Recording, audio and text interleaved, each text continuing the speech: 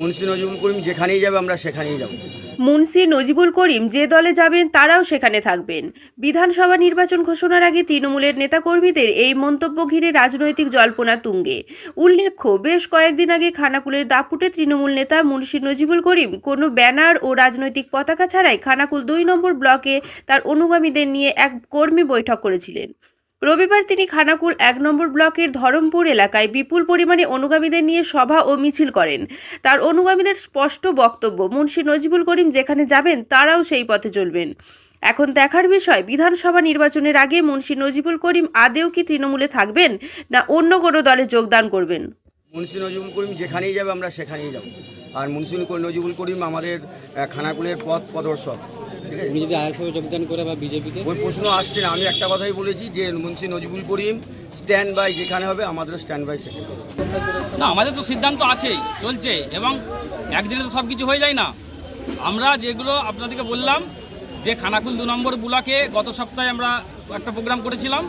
আজকে খানাকুল 1 নম্বর ব্লকে অন্তর্গত খানাকুল 2 নম্বর গ্রাম পঞ্চায়েতের ধরমপুরে প্রোগ্রাম করলাম, করে একটা বৈঠক করে সেটা পদযাত্রা করলাম। আমাদের যেটা মূলত যে আমরা রাজনীতি করা লোক, আমরা দীর্ঘদিন ধরে কর্মসূচি ছাড়া থাকতে পারি না, কেন রাজনীতিটা আমাদের নেশা।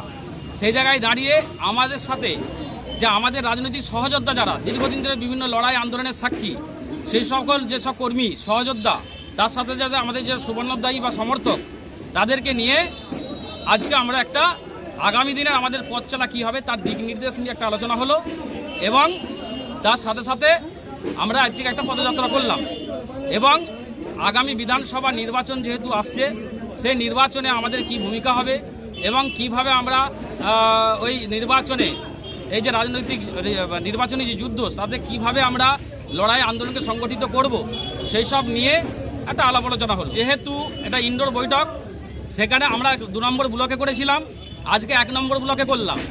এরপর আমরা টোটাল যারা বিধানসভার মেন নেতৃত্ব, আমরা এরপর নিজেরা বসবো, এবং তার নির্বাচন ঘোষণা হওয়ার পর আমরা বিভিন্ন জিপিতে যাব। সেখানে যে সকল আমাদের নেতৃত্বরা আছে তাদের সাথে আমরা বসবো, বসে আমরা জিপি ওয়াইজ, বুথ ওয়াইজ আমরা আমাদের যে রাজনৈতিক যে আমাদের পলিসি, আমাদের যে নীতি নির্ধারণ, সেইগুলো আমরা তখন করবো।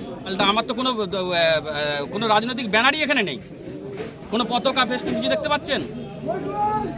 আমার যারা দীর্ঘদিনের রাজনৈতিক সহযোদ্ধা, কর্মী, সমর্থক, ভালোবাসার মানুষ, তাদেরকে নিয়ে আমরা যারা রাজনীতি করি, আমরা একটা জায়গায় আলাপ আলোচনা করছি, এটাই।